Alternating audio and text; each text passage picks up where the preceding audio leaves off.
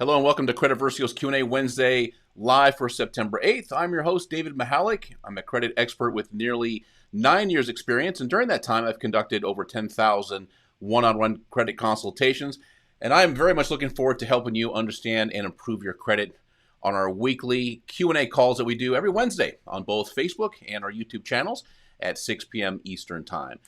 No doubt you're here because you understand that our credit report plays a critical role in our lives. Our insurance companies, landlord, utility providers, banks, and even some of our employers are looking at our credit report to see how we honor our obligations. Credit reports have become our adult report cards. They've also become character reports, which is a very important thing to know living in the day and age that we're in now, where credit reports have such an essential role in everything that we do. And that's why we do these weekly live Q&A sessions. With me today is a gentleman who spent many years at Equifax and also years at FICO, the company that invented the score that's used in roughly 90% of credit decisions. Let's play a quick intro for him, and then we're going to get started. John Ulzheimer is America's most recognized credit expert. With 30 years of experience in the credit industry, having worked for both FICO and Equifax, he's the go-to authority for answers to credit questions. Here to answer your credit questions, Credit Versio presents John Ulzheimer. Welcome. How you doing, John? Uh-oh, you are muted for some reason. Did you mute yourself? Not anymore. There we go. That was user error. My apologies. Yes, Not a problem. I'm doing great. I'm doing great. It's nice to see you. And what I said was I never get tired of watching that intro video. It's very cool. Yeah, I think that's one of my my best pieces of little promo work that I've done. I'll watch it even before we do our lives. I'm like, yeah, that's a pretty good one. I enjoy it. Well, cool. Well, I'm glad we're once again on our Q&A live so we can help people understand their credit, how things work. We got a pretty good showing today. And we're also, I had this little option that it presented to me to share this with the group in Credit Warriors.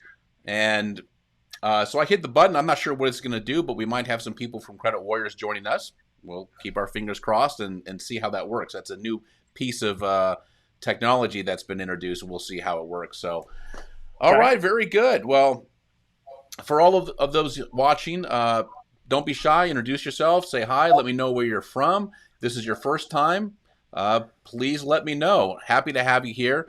And normally what we do is we start off by talking about the most popular subjects of the week. A lot of people call into our customer support line. They post on Facebook. They post on YouTube asking questions.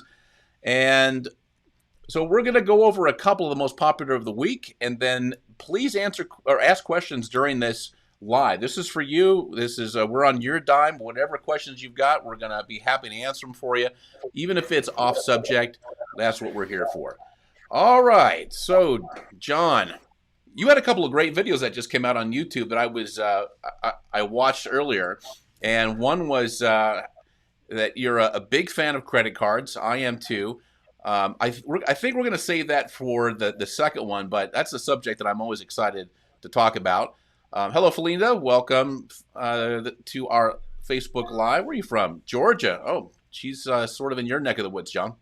She is absolutely in my neck of the woods. Hi, Felinda. I'm a little north of downtown. How far is Jonesboro from where you are?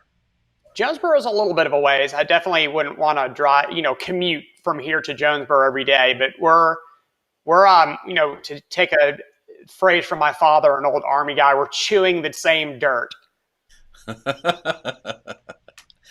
Well, I didn't get. He said he was in the Army. Is that right? Mm-hmm. Yeah, right. My grandfather was Navy, so I got a lot of Navy stuff. So, but I won't repeat that. I won't repeat anything from sailors here on the show. Okay. So, John, one of the things that came up a lot this week is we get a lot of questions from people. Why is my score moving so much? How come it was 685 this month and or last month, and now it's 655? Why did it move 30 points? How come it keeps going up and down and all over the place?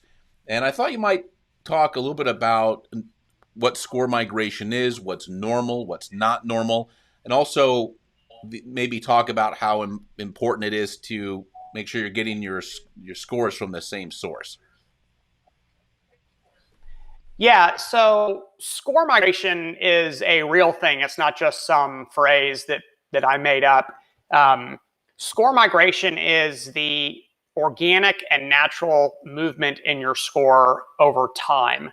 So that insinuates that you have a score associated with a credit report, kind of like a temperature reading on a thermometer that is constantly going up and down, staying the same, up and down, staying the same as the weather changes. And that's not what happens with your credit score. Your credit score is not a permanent component of your credit report, meaning that it's not some dynamic number that is constantly moving as information on your credit report changes. Having said that, if you were to calculate your credit score at the same time every month from the same credit bureau using the same credit scoring model, you would see that it does in fact change over time.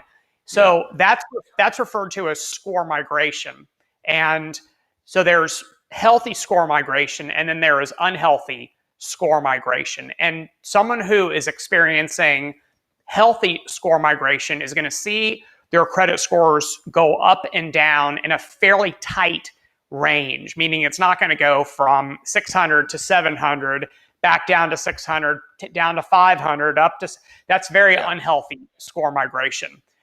What you're generally going to see with healthy score migration is, and I'm just picking a starting number as an example, 750 to 758 to 752 to 749 to 754. So it's always going to be in a fairly tight range, and that's referred to as healthy score migration. So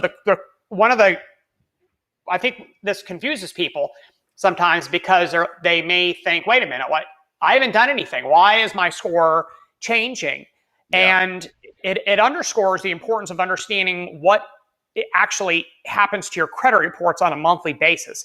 Even if you did absolutely nothing at all with respect to your credit reports, you did not challenge anything that you feel is wrong, you didn't make any new charges on anything, all you did was just pay your bills like you normally would do, you still have every 30 days an entire series of updates from all of your active data furnishers, and that results in changes to your credit report information, even though they may be kind of minute types of changes. So your balances may go down, but just a tad. Your balances may go up, but just a tad. If you're paying off of a mortgage, your balance goes down just ever so slightly on a monthly basis. But one thing that does change that a lot of people don't think about is everything on your credit report ages 1 month, after month. And so the various age-related metrics are going to change on a monthly basis, even though you have done nothing.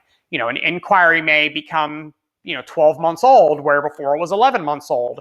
And so therefore it's no longer being considered. So even though you may think that you haven't done anything that's caused a material change to your credit report, even organically stuff is changing on a monthly basis. And that's one of the reasons why you do see the score migration. Now, when you're going to see what I call unhealthy score migration is when you see like radical changes to your credit reports. And so you go from very low utilization of your credit cards to making several major purchases and your utilization ratios spike. You can and should expect your scores to go down accordingly.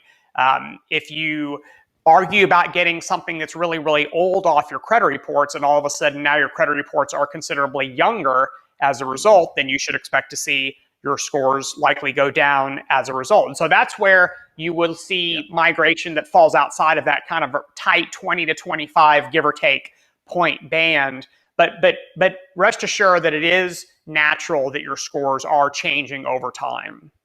Yeah. Well, I see that a lot too. I've had my Experian app for probably 7 or 8 years now. And that's always one of the interesting things to see. That used to be a mystery a long time ago, is why are the scores doing this all the time? And because everybody is going to think about that for a second, go, well, I haven't done anything. Even my credit card balances haven't moved. In fact, I had that chat with somebody earlier this week where they were insistent that, hey, nothing has changed. Absolutely nothing has changed. Well, everything got a month older. And there's a lot of little incidental things that might have occurred. that are going to, just like you said, ever so slightly move that score up and down. Where score migration is not really the cause of a difference in score, and this happens a lot, especially when people are actively working on their credit, is, emotions run high. It's like Christmas Day every day. People are trying to, they get excited about what's going on if there's some kind of movement. But what happens often is people will get that score from, say, their smart credit credit report, and then they go over to their Experian credit report 4 or 5 days later, and they see this drastic difference in score. Now, if that FICO score from their Experian app is significantly lower, then the interpretation is, oh, my score just dropped. Because why is it 650 on smart credit and now it's 610 on my Experian app? How come my score dropped? Yeah. So here's a, whenever I explain the issue, David, especially if I'm speaking in front of a crowd, I try to use a comparison that may make more sense to the folks that are listening. So one of the ways I do it is, for example, let's say outside right now it's 80 degrees Fahrenheit, but then I flip my thermometer to Celsius. Well, it's the same temperature. I promise you, it's the exact same temperature. Temperature hasn't changed at all, but the reading is very, very different.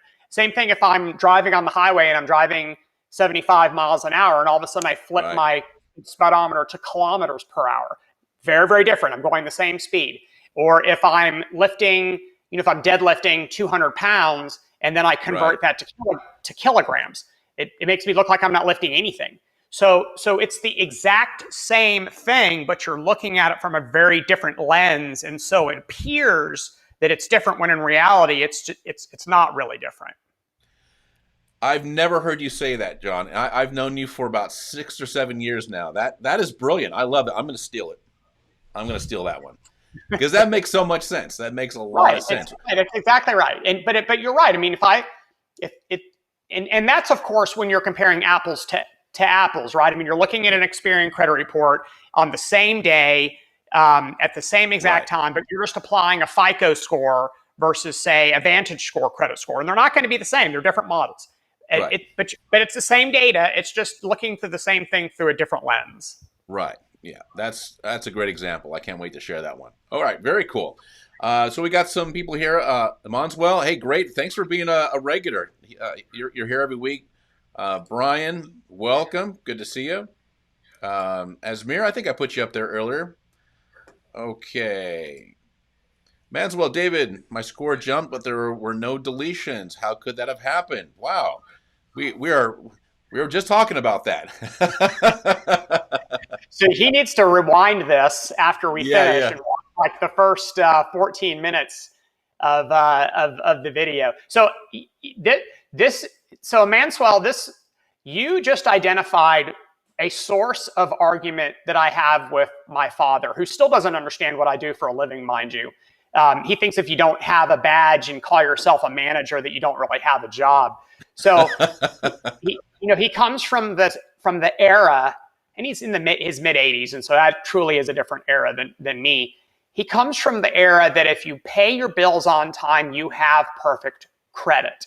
And so that's the era he comes from. So which makes perfect sense, because back when he was a young man and he was applying for things, that was a very, very different process than it was even 20 years ago, and certainly a different process as it is today. Well, there were no such thing as nationalized credit bureaus back then.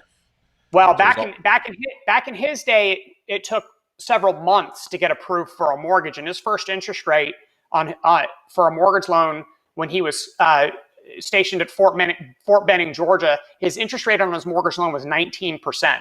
Yeah. And so that's kind of the cards that they were dealt back then, when you didn't have, kind of a centralized credit reporting system with credit scores, and underwriting took forever. But he every time I try to explain the pie chart, right, the 35, 30, 15, 10, 10 FICO pie chart, and explain to him that while it's fantastic, Dad, that you have always paid your bills on time, you do realize that that's only about a third of the points in your credit score. And that really sets him off because he quickly realizes, as Emanuel has just realized, that 2/3 of the points in your score have absolutely nothing to do with whether or not you're getting bad things deleted. And again, it sets him off because he has to now consider the possibility that there are other things that lenders are looking at other than just whether or not you're paying your bills on time. And so that kind of underscores Emanuel's experience, which is that, a good credit score, you can earn a good credit score even just by staying out of trouble for a few months, right? Just putting some time between yourself and a derogatory event, because credit scoring systems will start to devalue those negative entries as they get older and older, even if they haven't been purged from a credit report. And so as things age, their predictive value also changes. And because their predictive value changes, their weighting in credit scoring systems also change. And so that's, again, an explanation kind of to the score migration discussion that we were having. Why are your score changing when you're not kind of actively making any changes to your reports? Yeah, and that plays in a little bit too. I think it was a couple of lives we did going back where one of the things that you talked about is, everybody wants to get to that magical 800 number for whatever reason that's magical. But a good point that you made is, hey, listen, it's hard to get there under the age of 40 because there's so many elements that are beyond you just paying your bills on time and possibly separating yourself from any derogatory credit. They're going to come into play that are going to dictate when you get that kind of score, if you get that kind of a score. Even if you have, look, I'll be straight up. I mean, I've been in the credit industry since I was 23 years old. And I did not start bumping up against 850 until about 5 years ago. And I'm 53 right now. So it's not because I didn't pay my bills on time and all of a sudden had this, epiphany that, I better start paying my bill. It had nothing to do with that. It had to do with certain components of the credit scoring models that are not in your control. You cannot control how old your credit report is, especially if you're like 21 or 22 years old. When you're that age, you're going to have a very different credit profile than someone who's my age, right? You're going to have a thin credit report. You're going to have a very young credit report, not only on an average, if you take the average of the trade, but also your oldest trade line is likely going to be very young. And so even if you did everything great, like you made all your payments on time, you kept your utilization low, you didn't excessively apply for credit, you don't have too many accounts with balances, you're doing all of the things that people like me are telling you to do, you still have that age category, that kind of 15% slice of the pie that people really tend to overlook, that you are simply not going to earn all the points in that category because your credit reports are too young. And so when you start hitting the 15-year on average, the 20-year on average credit reports, that's when you're really going to bank the overwhelming majority of those points. And that's where you're going to start seeing your scores go like this. And you're thinking, wait a minute, I'm not getting things deleted. I'm not paying down credit card debt. I'm really not doing anything different than I was doing 5 years ago. But my credit scores, kind of to use your point, David, on the Experian app, where you can see the trend of your score over time, you're going to start seeing the trend go like this. And one of the things that you're going to be able to attribute that to, if you're not actively getting deletions or paying down credit card debt, is the fact that you're getting into lower risk tier buckets in the age-related metrics, and you're starting to bank those points. Now, what you don't want to do, what you don't want to do is you don't want to screw up and all of a sudden go hog wild and say, hey, man, I just crossed 750. Let's go get a bunch of new credit cards. Because if you do that, then you're going to add, not only are you going to add the inquiries, which, those are almost meaningless. I hate to waste time on that. But what you are going to do is you're going to load up your credit reports with new accounts. And that's going to lower the average age of your trade. And so you may actually forego or give back those points or forgive those points that you had been booking, because you've now gone and added a bunch of new accounts to your credit report. So just keep that in mind, that is a possible explanation for an increase in your score, and also an explanation for a possible decrease in your score if you open something new.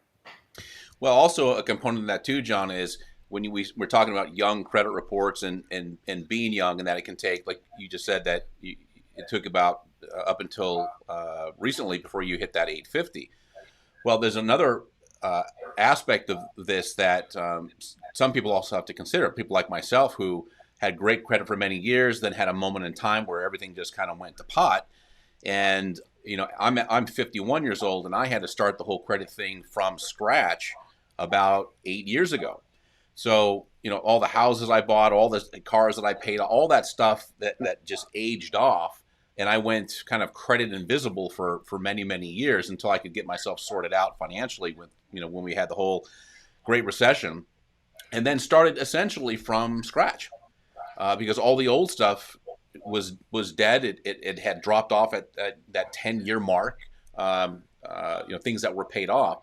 So it's taken me I guess we're coming up on a little over 9 years now of starting over, and I'm just comfortably floating around. It depends on what my utilization rate is, but I bump into the low 800s, 805, 810, somewhere in that neighborhood. And it's taken a long time and quite a bit of work to do it. So, so even though I'm an older person, and for people who watch this that are in that category of like, hey, I got to start from scratch, that 800 score it's gonna take a while. Yeah, look, I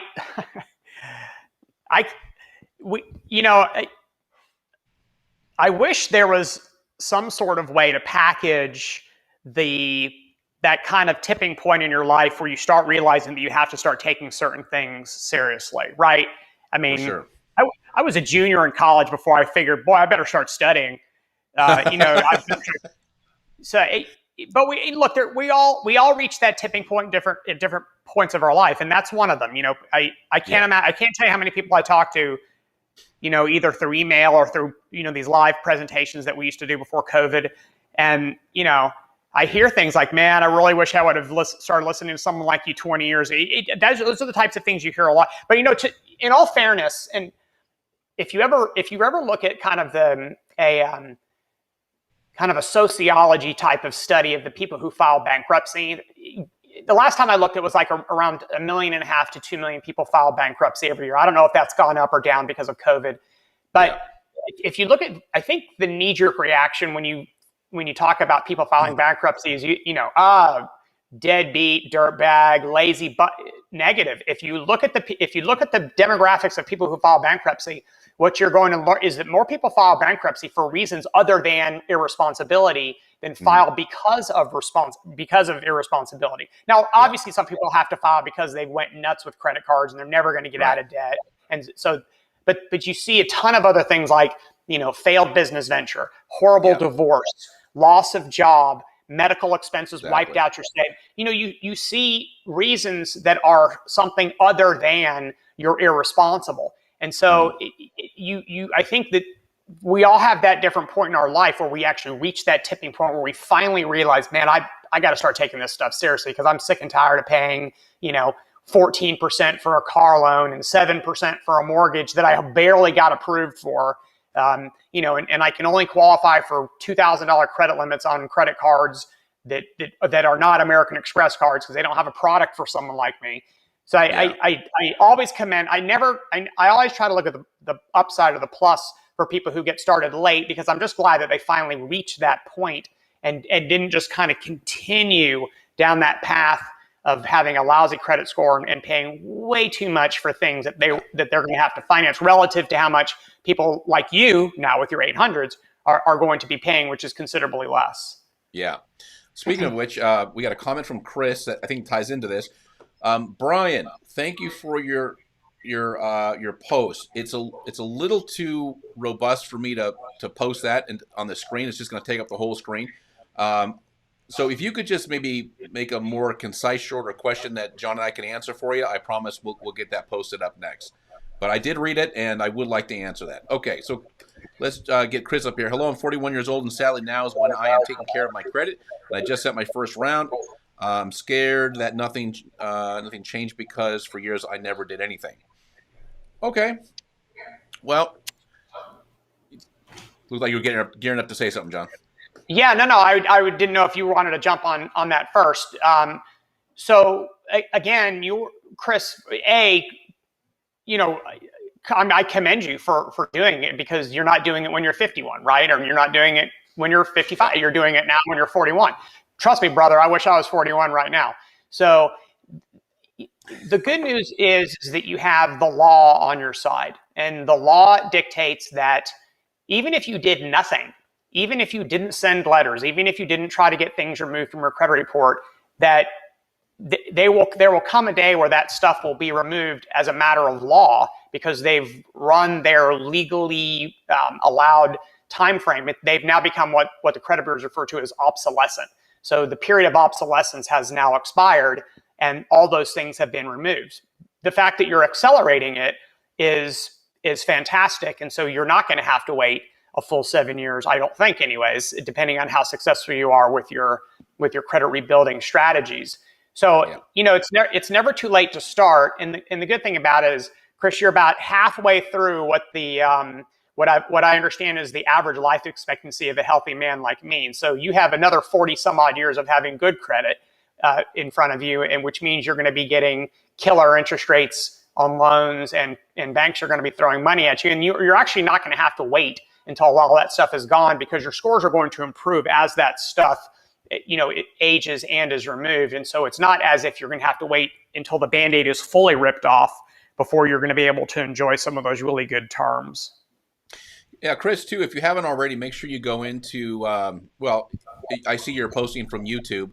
So if you go into our YouTube channel, there's a credit coaching course there that will teach you everything that not everything, but I mean, all the credit 101 stuff that you need to know to make the right decisions. You'll know what to do, especially what not to do, and just start going through the rebuilding process if you haven't started that already. But yeah, it's great that you're starting now. There's this great Chinese proverb that says the best time to plant a tree was 100 years ago. The second best time is today.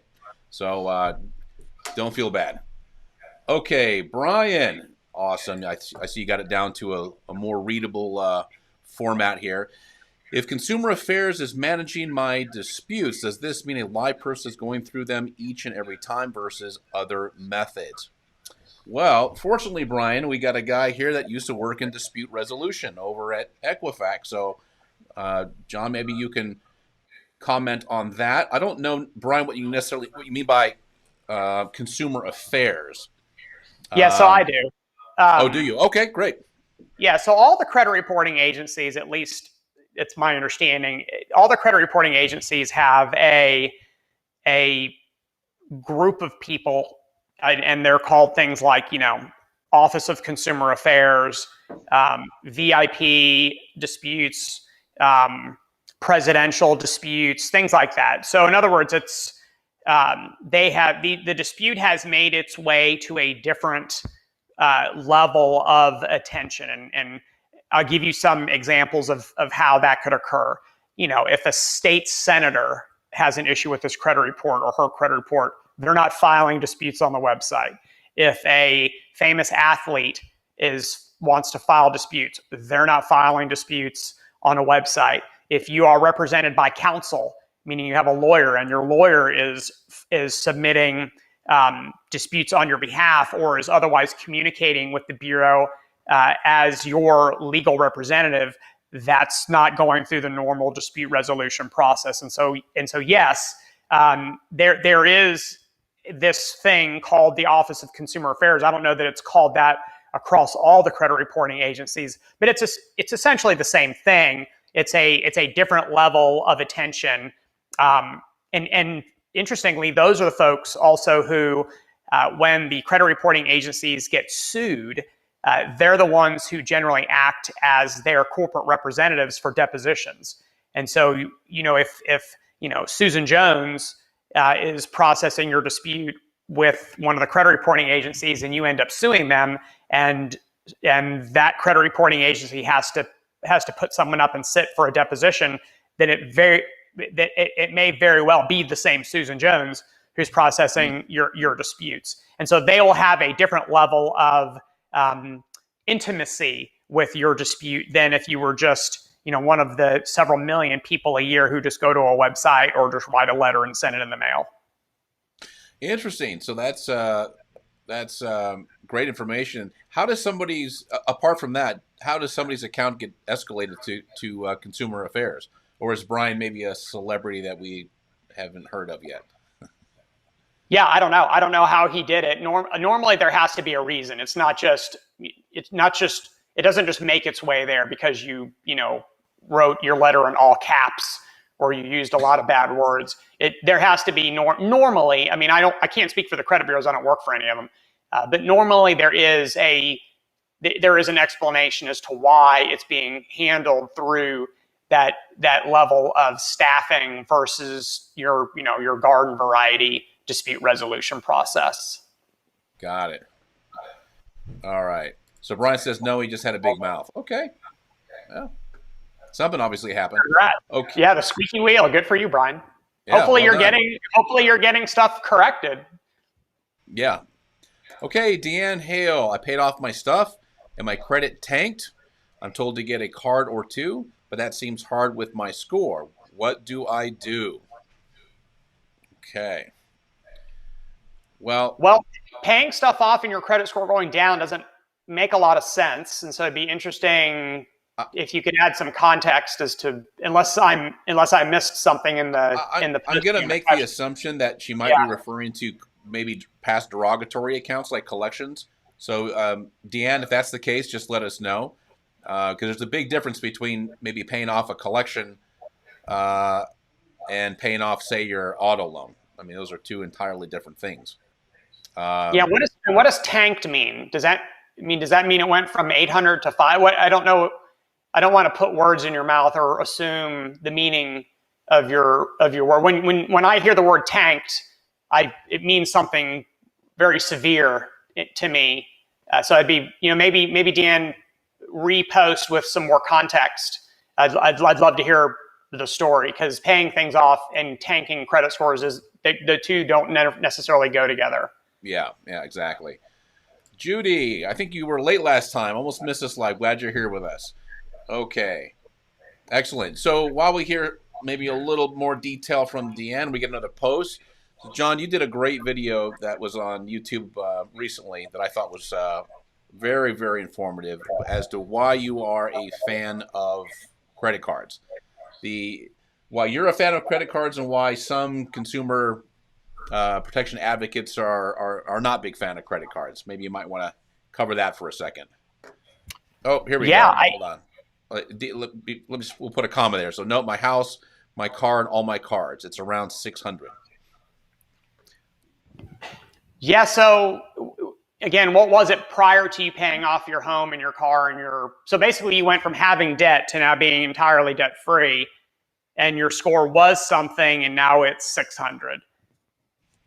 So 600, if you have no debt and your credit score is 600, I mean, I know enough about credit scoring systems to know that there's stuff on your credit report that's problematic, because normally you would combine credit card debt with derogatory entries and you could end up with a 600. But if you have no debt and scores of 600, then there's obviously different explanation. Okay. But I guess it kind of underscores all the advice you get from the big mouths out there with expensive books and programs, that avoiding credit and staying out of debt is not synonymous with having a great credit score. So score was. Yeah, that doesn't. Yeah. Doesn't add up. Sorry. No, it doesn't. No. 750 is an elite level credit score. If you paid off all your debt and you went from 750 to 600, there's an entirely different explanation for that. You basically went from the lowest risk tier to almost the highest risk tier by doing nothing other than getting out of debt. And there's no plausible explanation for that. So, Deanne, what I would do is, if you haven't, go order your credit reports. Go to like annualcreditreport.com and get a report. To see that kind of a significant drop, there's something there.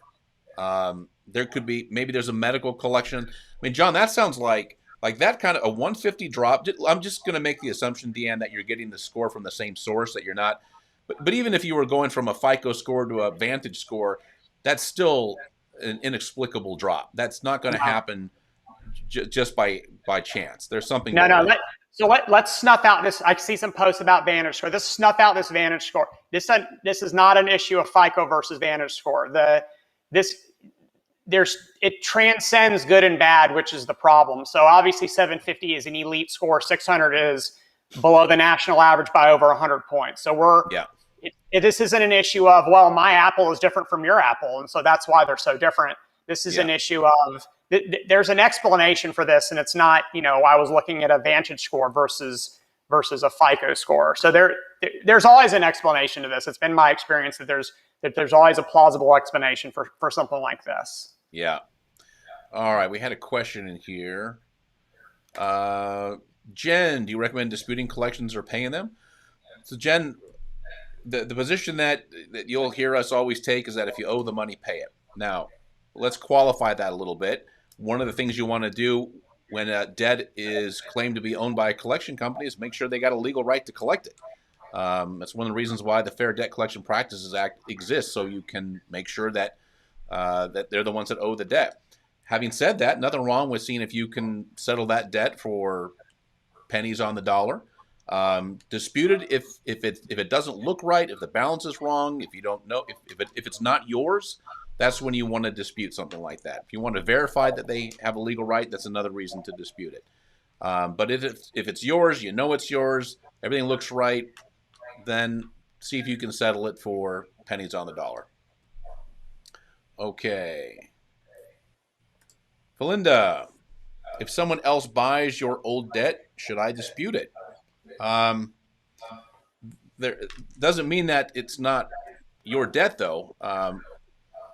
If we're talking about a third-party collection, which is what I'm going to assume it is, that's probably the only thing it could be. Debt is an asset for a third-party collection company. What I mean by that is if you had a debt with, say, American Express, say it was a charge-off, that is an asset that they can sell. So just because it's now with LVNV or Midland Funding or Enhanced Recovery, these are third-party collection companies. They might have a legal right to collect it, and under those conditions, I would give you the same advice that I just gave Jen a second ago about verifying that the debt is with that collection company, that they have a legal right to collect. Everything looks right, and if it doesn't, dispute it. And if it does, and you want to settle it, try to sell it for less than what they're asking for. Okay, I think we're all caught up on those questions. Hold on a second here. Yeah, I was told to dispute it. Yeah, sure, you can dispute it, but just have something to dispute it about. Let's see. Rick's got a question. Hey, Rick. I think it's been a little while since we've seen it. Are they going to be using the FICO 10 soon? That's a great question. Yeah, so FICO 10. Yeah, so FICO 10 is the most current version. Actually, FICO 10 is one. There's actually FICO 10 and FICO 10T. So there's two different variations of FICO 10, FICO 10 and FICO 10T. And then there is the FICO 10 bank card score and then the FICO 10 auto score. So there's FICO 10T, FICO 10, FICO 10 auto, FICO 10 bank card, times 3 credit bureaus. So that's 12 scores. So FICO 10 is actually a suite of credit scores, which is why, Rick, you may have read, if you've read any press releases about it, you'll see FICO always refers to it as FICO 10, the FICO 10 suite, because it's a series of scores. FICO 10 became fully commercially available across all 3 of the credit bureaus this past December. FICO 10T is the first of the FICO tri-bureau credit scores that considers trended data. So Vantage Score 4 and FICO 10T consider trended data, which is that 24-month chronology of your balances on your credit cards, your payment amounts on your credit cards. So now we have to start focusing on our trended data as we're talking about kind of the credit quality. As far as when it's going to start being adopted, if this gives you any indication of how long something like that takes, if you look at a lot of the free credit scores you're getting from your credit card issuers, the free FICO scores, they're actually FICO 8 scores that are being given away. If you go to FICO's website, actually, David and I had this conversation 2 weeks ago, was, how many FICO scores are out there? There are 40 FICO scores that are for sale on FICO's on myfico.com, so FICO's consumer website. So when it is adopted is really a choice for every single one of the 10,000 plus companies that use credit reports, except for the mortgage industry. Mortgage industry, it's going to depend on what the FHFA dictates and when a different FICO generation of scores can be used. And normally it's up to the individual lender to whether they want to upgrade to the newer version or they don't, except for mortgage, which is FHFA mandate. Yeah. So we can take some time. It can take many, many years. And it may never happen. FICO 8 may have critical mass until I retire. So you just never know. Yeah. All right. What are we looking at for time? Okay, we got a little bit of time left.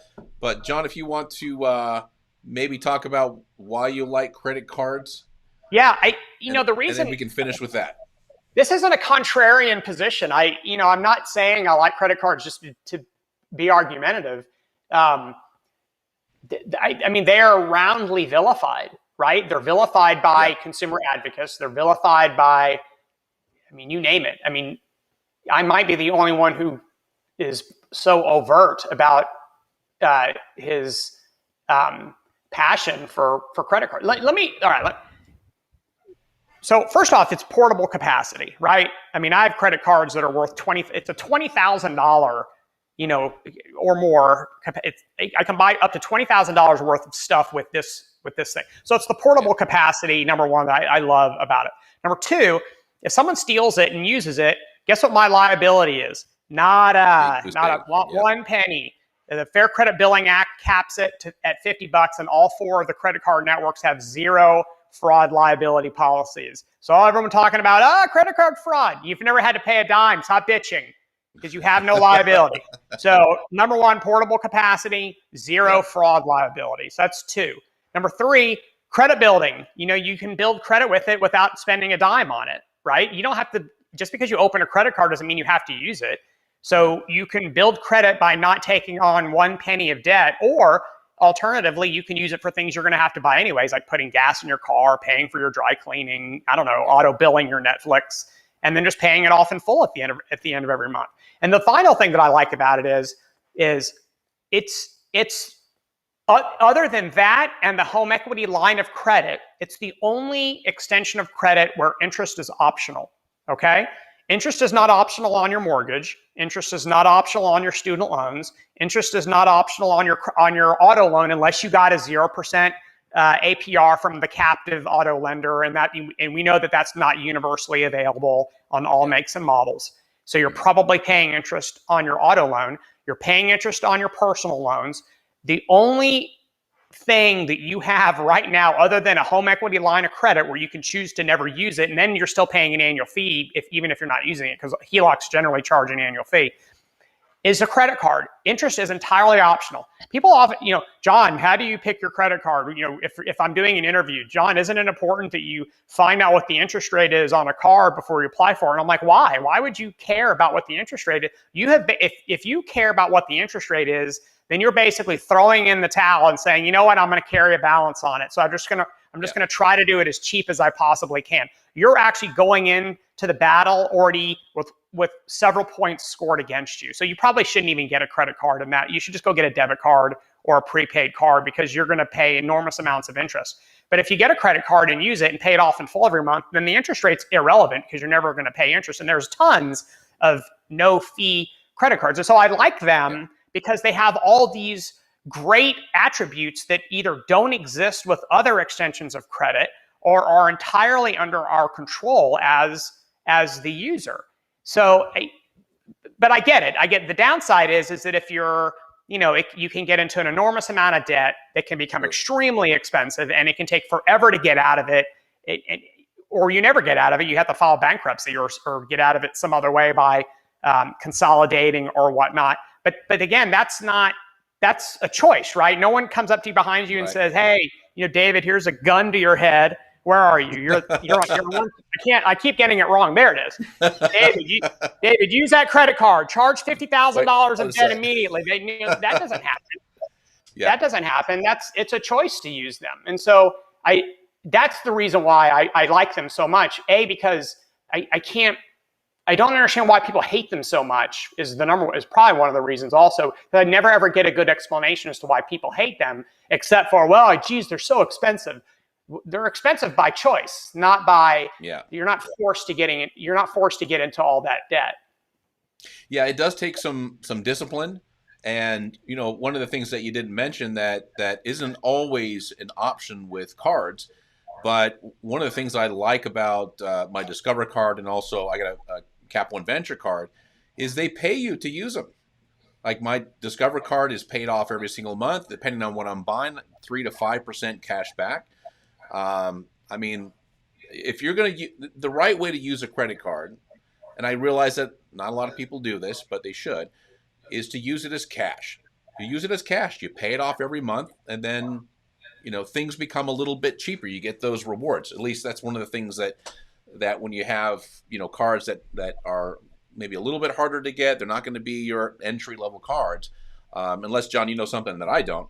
But, most of the cards that are going to pay you some kind of rewards are a little discriminating as far as the qualifications. Yeah, so a couple of things. So the really, really good rewards cards are, they're more difficult to get, meaning that they have a higher standard, credit quality standard. And number two is that a lot of those have annual fees, and some of those annual fees are several $100s. And so I think the knee-jerk reaction is oh my God, $500 annual fee? Are you crazy?